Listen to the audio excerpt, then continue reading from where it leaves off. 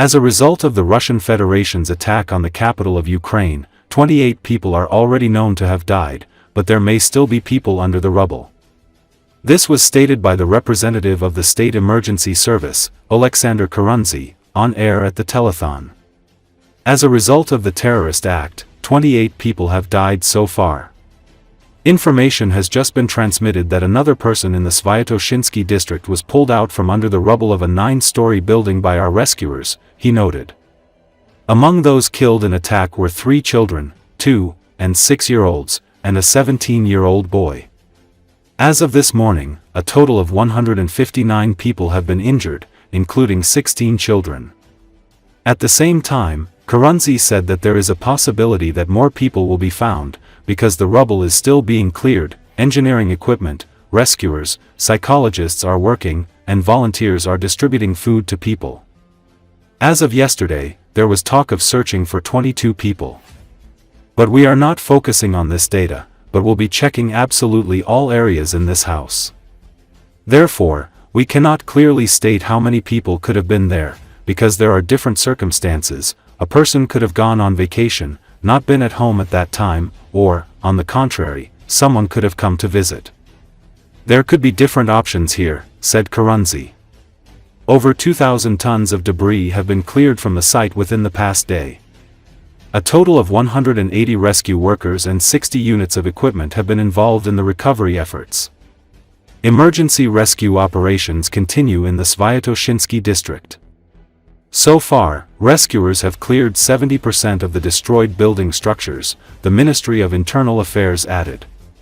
U.S. President Donald Trump, while commenting on Russia's attack on Kiev, said that this is disgusting. I think what Russia is doing is very sad.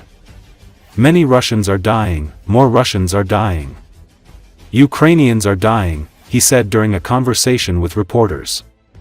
President Trump sharpened his threat to impose sanctions on Russia over its war in Ukraine, even while acknowledging that the weapon he once argued worked on everyone, the threat of financial ruin, may have no effect on its president, Vladimir V. Putin. We're going to put sanctions, he said, even though a deadline he gave Moscow this week to seriously engage on a ceasefire had not yet passed. Russia? I think it's disgusting what they're doing, he said, apparently referring to its continued bombing of Ukraine. Trump's comments came after Secretary of State Marco Rubio acknowledged in an interview with Fox News Radio that the administration held secret talks with Russia this week, not with Putin but with some of Putin's top people, and made no progress on a ceasefire.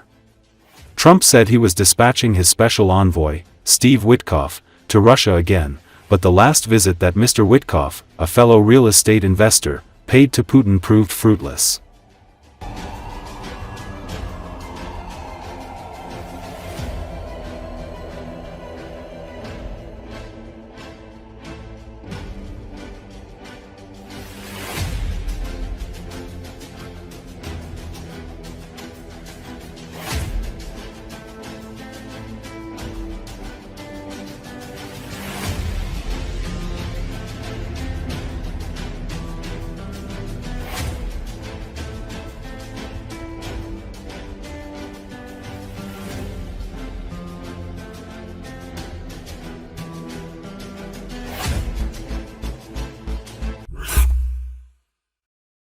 President Donald Trump harshly criticized Russia after its latest missile and drone attack on Kiev, calling it disgusting and disgraceful.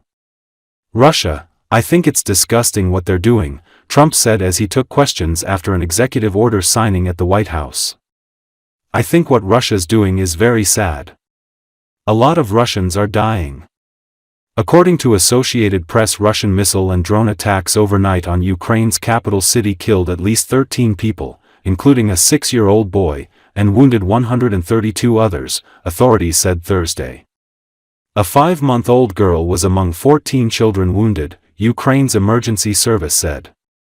It was the highest number of children injured in a single attack on Kiev since the start of Russia's invasion 3 years ago, according to public records consulted by the Associated Press. Trump said the U.S. plans to impose sanctions on Russia, but added, "I don't know that sanctions bother him," referring to Russian President Vladimir Putin. "I don't know if that has any effect, but we're gonna do it," Trump added. Trump also addressed the humanitarian crisis in Gaza, calling it a terrible situation. "You know, the United States gave $60 million for food. And it's a shame because nobody, I don't see the results of it," Trump told reporters. Trump's special envoy Steve Witkoff arrived in Israel on Thursday to discuss the worsening humanitarian situation in Gaza, as the death toll of Palestinians waiting for food and other aid continued to climb. Witkoff and U.S. Ambassador Mike Huckabee will inspect food distribution in Gaza on Friday, the White House said.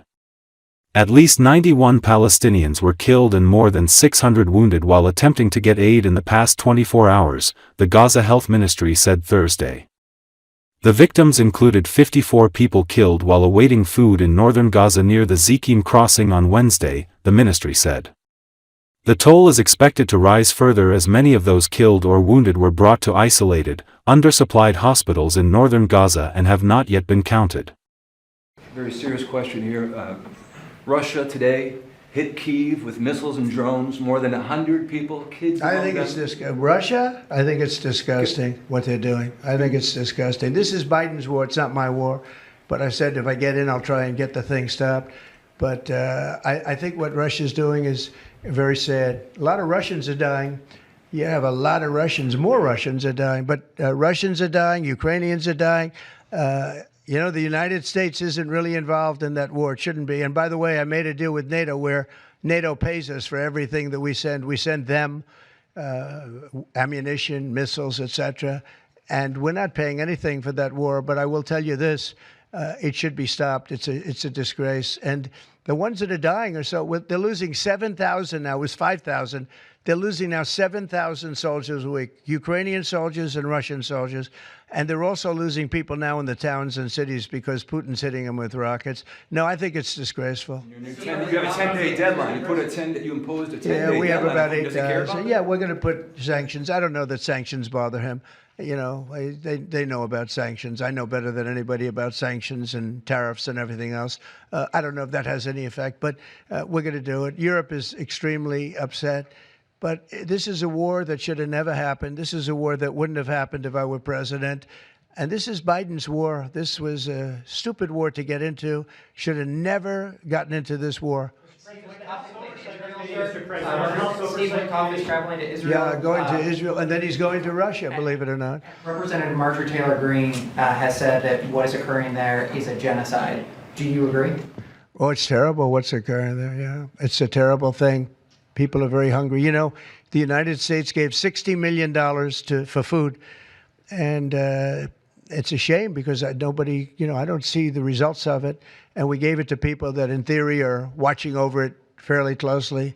We wanted Israel to watch over it. Part of the problem is Hamas is taking the money and they're taking the food. But we gave $60 million a couple of weeks ago. Nobody said anything about it. Nobody said thank you. But I didn't need the thank you. I just wanted the people to get fed. And we're helping out financially with that situation. It's a terrible situation. So just to conclude, I want to thank everybody for being here. I want to thank you for being here. This is a great group of people.